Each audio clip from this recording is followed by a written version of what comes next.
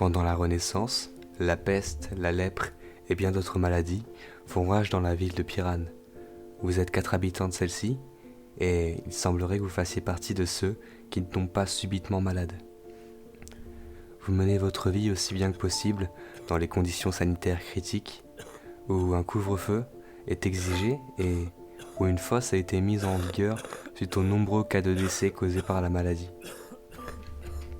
En cette période, il n'est pas rare de voir la paranoïa s'emparer des habitants encore sains. C'est pourquoi la ville se veut à la fois très calme par ses restrictions, mais aussi très hostile à quiconque y rentrerait. Cependant, malgré les restrictions, la ville ne peut se permettre de stopper les trafics et les différents secteurs de commerce nécessaires à la survie du peuple.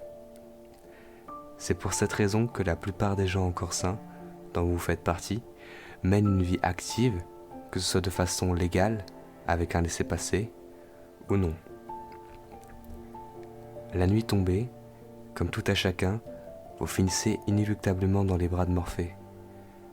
Mais ces derniers temps, vous vous sentez observé, et cela rend votre sommeil difficile. De plus, une odeur de putréfaction, accompagnée par le bourdonnement incessant de mouches, semble vous envahir chaque fois que vous vous sentez en sécurité. Cette odeur et ce bruit se font de plus en plus forts, et vous ne parvenez plus à l'ignorer.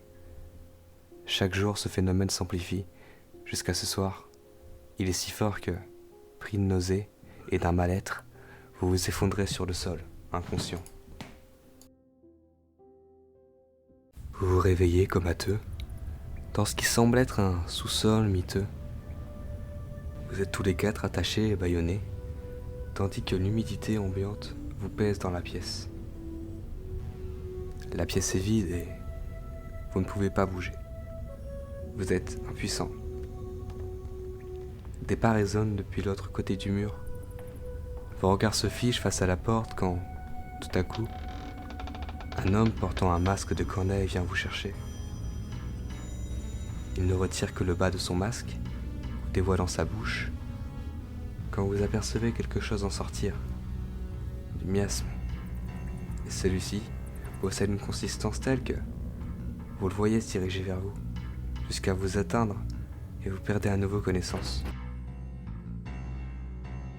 À nouveau réveillé, vous êtes toujours attaché, mais cette fois-ci, vous êtes au centre d'une salle semblable à une église de grande envergure.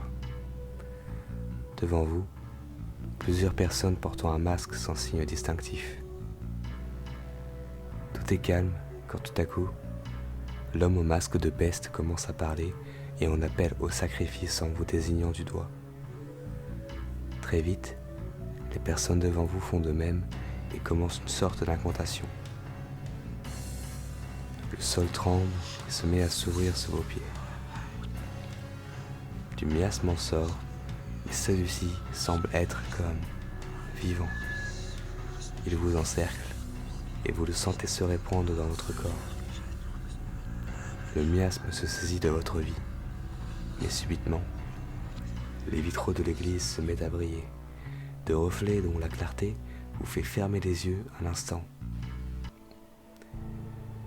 Les vitraux explosent au contact de la source de la lumière, et suite à cela, le miasme s'évapore de votre être.